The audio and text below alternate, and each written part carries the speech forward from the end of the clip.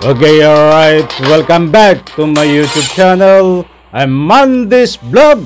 Eto, mainit at magbibigay tayo ng linaw dito sa pag-dismiss di umano ng kaso ni Marvin Miranda na co-mastermind dito sa Digamo case na kanang kamay ni Arnie Tevez. Laman ng video na yan ang ating tatalakayin. At kung bago pa lang po kayo sa aking maliit pa na YouTube channel, inaanyayahan ko po kayo.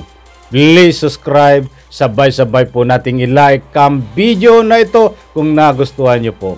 Ako'y muling nagpapaalala, mga kaibigan, kung pwede lang ho, patapusin po nating panoorin ang kabuuan ng vlog na ito at nang sa ganon, lubos po nating maunawaan. Eto na, samahan niyo po ako, mga kaibigan.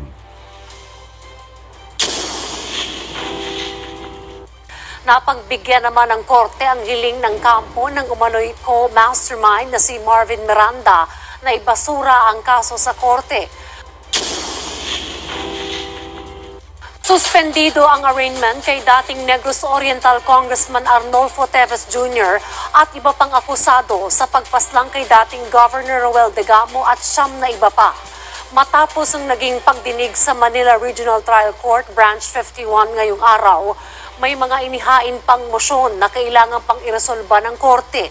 Napagbigyan naman ng korte ang hiling ng kampo ng umano'y co-mastermind na si Marvin Miranda na ibasura ang kaso sa korte. Ngunit mananatili ito sa kustodiya ng BJMP. Ipinag-utos ng Manila RTC na magsagawa ng preliminary investigation ng DOJ sa loob ng 60 araw sa November 29 ang susunod na pagdinig kung saan inaasang matutuloy na ang arraignment sa mga akusado. Samantala, ayon sa kampo ni dating Negros Oriental Congressman Arnolfo Tevez Jr., wala silang alam kung kailan uuwi ang dating mambabatas sa bansa. Sabi naman ng kampo ni Digamo, dilatory tactics na may tuturing ang mga hakbang ng mga akusado. We are taking legal steps in order that the resolution which gave rise to the warrant would be invalidated. We still have a lot of remedies available to us. The legal remedies are there, but of course, we contend, we assert na hindi naman meritorious itong mga motions nila. These are all dilatory. These are all dilatory. Okay? These are all unmeritorious. They will exploit the rules. They will even go up to the Supreme Court. But ultimately, justice will be served.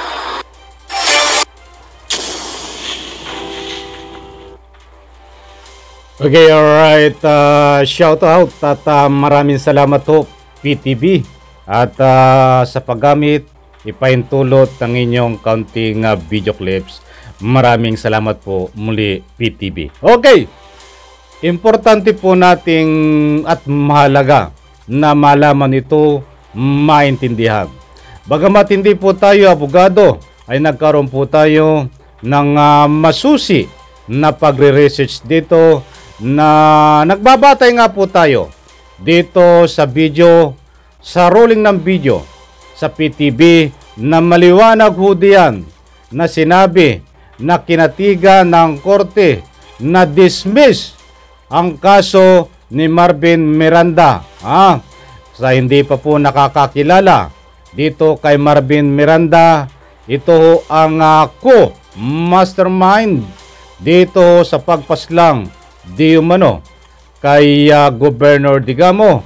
Ito ay kanang kamay ni Arnie Tevez na siyang ika nga po ay nagkaroon na pagkakataon na siyang kinausap ni Arnie Tevez sa anumang gawain para maisagawa ang pagpaslang dito kay Governor Digamo. Sa madaling salita ay napakalaki po ang papel nito di umano sa pagpaslang kay Governor Digamo, kaya tinawag po siya na co-mastermind. Paalala lang ho mga kaibigan, ay hindi ko na dapat tatalakayan ito Sapagkat alam nyo, kapag ang kaso ay nasa korte na, ay bawal ho yan. Kaya't pasensya na ho. Kung hindi po natin matatalakay ito na talagang diin na diin, yung bibigyan po natin na ika nga po'y hahalongkatin, yung ika nga po'y pinakapunto natin dito na naayon po sa merit ng kaso. Hindi po natin tatalakayin dito ang merito ng kaso, kaunting paglilinaw lang po sapagkat alam po natin ay anybody is above the law. Sumusunod po tayo bilang isang maliit na vlogger kung ano po ang dapat lamang tayo lulugar. Ayaw po nating mapagaya sa ika nga po yung mga vlogger na ika nga po sumusubra na at dumarating po doon sa punto na kasuhan. At pagbawal ho, bawal. Muli po sana maintindihan ako na ito po ay hindi isang pagtatalakay ng kaso na doon po sa mismo na merit ng kaso. Eto, kagabi ho at nung isang araw pa, ang daming nagbibigay ng public opinion diyan sa comment section. At syempre ito ay ilang message din sa atin na messenger na na-dismiss daw ho ang kaso nitong si Marvin Miranda. Sila ho ay nawawala ng pag-asa at syempre ho kapag ikaw ay talagang sumusubaybay sa kaso ay apektado ka ho. Dahil unang-una sinasabi nga ng tunay na ika nga po'y naniniwala sa pagsubaybay dito sa Digamo case ay hindi lang ho ito laban ng Digamo case, bagkos laban ho ito ng taong bayan. Yan ho ang paniniwala ko din at paniniwala ng nakakarami mga kaibigan. That's why concerned po sila sa sinasabi ho diyan ng PTV. Na yun po sa ruling ng balita na dismiss na, pinabura na ang korte ang kaso laban ho dito kay Marvin Miranda. Dandahan po tayo, bibigyan po natin ng linaw yan. Dahil po diyan ay nagkaroon po tayo ng pagsusuri.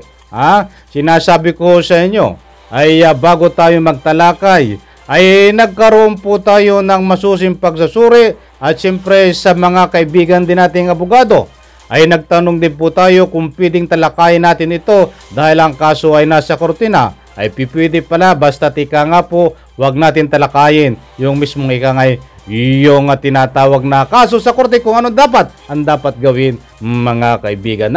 Eto, kumuha po tayo at gumawa ng pagsusuri sapagkat ang daming makukulit dahil ang sabi nila nagbubunyi sila ang kampo ni Tevez kahit ang abogado at siyempre ang mga vlogger na taga-suporta ni Tevez ay nagbubunyi din di yung hindi naman ako nanonood sa kanila At unang-una, ako'y abala. Ay gusto ko man panoorin, ako ay abala. Kaya't nagkaroon po tayo ng pagre-research dito sa sinasabi na dismiss. Kaunting kaalaman po mga kaibigan, para naman ang purpose ko nga dito ay hindi maligaw ang inyong lindas. Hindi ko po masisisi kayo mga kaibigan sa naniniwala na talagang na-dismiss ang kaso.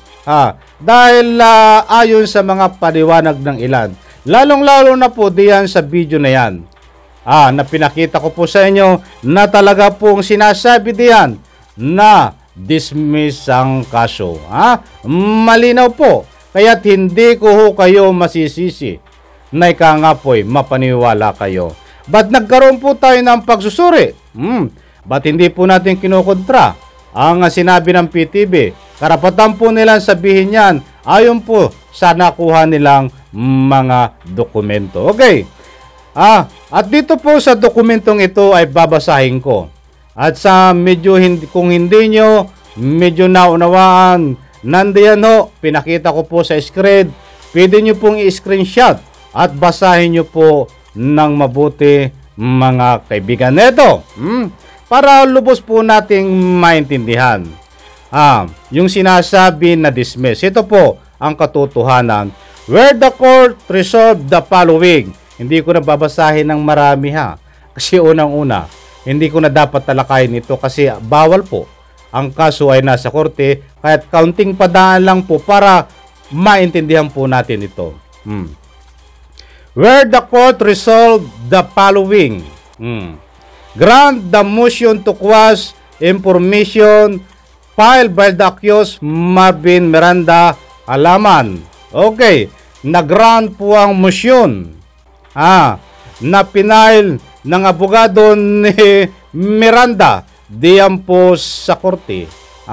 Alam po naman natin na ika nga po ang layunin ng pag-file ng motion to quash ayon po sa ating pagre-research. Ang layunin po nito ay ibasura ang kaso ho diyan pag dumating na sa korte. Ang taktikang ginagamit nitong mga abogado, karaniwan po itong ginagawa. Kahit wala pa pong kaso sa korte, ay uunahan na po nilang mag-file ng motion to quash. Yan po ang ginawa ng abogado ni Marvin Miranda. So, maliwanag po, granted. Ang ika nga po pinail na motion to quash. Sino bang abogado ngayon ni Marvin Miranda? Wala akong balita Kasi yung mga tanim abogado ay nagtakbuhan na Hindi ko alam kung sino ang abogado nito. But anyway, ito. Diretso po natin. Denied the motion to suppress evidence. Okay. Ay dininay ho na pigilan itong ebidensya. Ibig sabihin, kahit pinail yung motion to quash, ay dininay po ng korte na ika nga po'y itong ebidensya, ika nga po'y wag gamitin. Gagamitin pa po rin po ang ebidensya, mga kaibigan, laban po sa kanya. Kahit nagkaroon po, nag-grant ang ika nga po'y itong pag-file ng motion to quash sa korte. Okay, ito pangatlo. Importante pong mahalaga itong pangatlo. The prosecution to conduct a preliminary investigation as to accuse Marvin Miranda Halaman with 60 days from notice. Inutusan po ng korte ang DOJ nang magsagawa muli ng preliminary investigation in 60 days simula po ng pag-order na ito, mga kaibigan. Maliwanag po, mga kaibigan. Hindi po dismiss ang kaso. Deny lang po ang ika nga po'y ang pagbasa ng sakdal dahil mayroon pong mga motion na ika nga po'y dapat ayusin. Katulad po nito, sinagot po ng korte ang file na motion to quash na may dahilan po, mga kaibigan. Gusto ko itong talakayin ayon po sa aking pagre-research, mga kaibigan. Kaya lang hindi pipwede. Lalalim at lalalim po ang ating pagtatalakay dito ayon po sa aking pagre-research. Basta ang gusto ko lang pong ipahawatig sa inyo ay hindi po dismiss ang kaso, deny lang po ang pagbasa ng sakdal, at dapat pong ma-resolve muna itong tinatawag na file na motion to quash nitong kampo ni Miranda, at inuutusan po ng korte ang ika nga po itong DOJ na magsagawa muli ng preliminary investigation within 60 days at itinakda po by buwan ng Nobyembre ang pangalawang ika nga po'y hearing dito po sa ika nga po'y korte, mga kaibigan. Basahin ko yun. The accused Marvin Miranda Halaman shall remain in custody of the Bureau of Jail Management and Penology. Mananatili ho si Marvin Miranda diyan po sa ika nga po'y BGMP para ikulong, mga kaibigan. Number 5, suspended the arrangement. Iyan po ang sanhi na ika nga po'y arrangement nung kaso. Katulad nga po, ika nga po hinasabi ko, ayaw ko nga baan to, mga kaibigan, dahil alam nyo, bawal po ito. Kaya't binigyan lang po natin ang pagkakataon. Ang gusto ko pong ihatid sa inyo ang punto de vista ko ho. ay ito po ang katotohanan, hindi po na-dismiss ang kaso laban kay Marvin Miranda at nagkaroon po na ika nga po ay panibagong arrangement at nagkaroon po ng pag-uutos ang korte kung ano ang dapat gawin pa at may mga dahilan ng motion na dapat resolbahin po. So maliwanag po mga kaibigan, huwag po tayo magpanik. Alam ko marami nagpapanik, hindi po natin masisisiyan dahil kalat na kalat daw po sa social media na dismiss ang kaso na maraming nagpapakalat. Hindi po, malaking hindi po. Hindi po na-dismiss ang kaso. Nandiyan po, hindi ko na ulitin. Kung hindi niyo po masyadong naunawaan yung mga sinabi ko na dokumento na binasa, pwede niyo pong i-screenshot nandiyan sa screen at nasa ganun po mas maliwanagan po kayo. Matibay po ang ebidensya. Nandiyan pa rin po ang probable cause. Nandiyan pa rin po si Marvin Miranda sa BGMP mananatiling nakakulong. That's why isang bahagi po yan, mga kaibigan, ng proseso. Isang bahagi na legal na proseso na ginagawa po yan, lalong-lalo na po sa legal battle na nagkaroon po ng motion to quash na nagfile po na kailangan po sagutin, resolbahin po muna yan, mga kaibigan. Unang-una ay isang delaying tactics. Ang ika nga po ay taktika nila, strategy, kaya nagawa nila yan.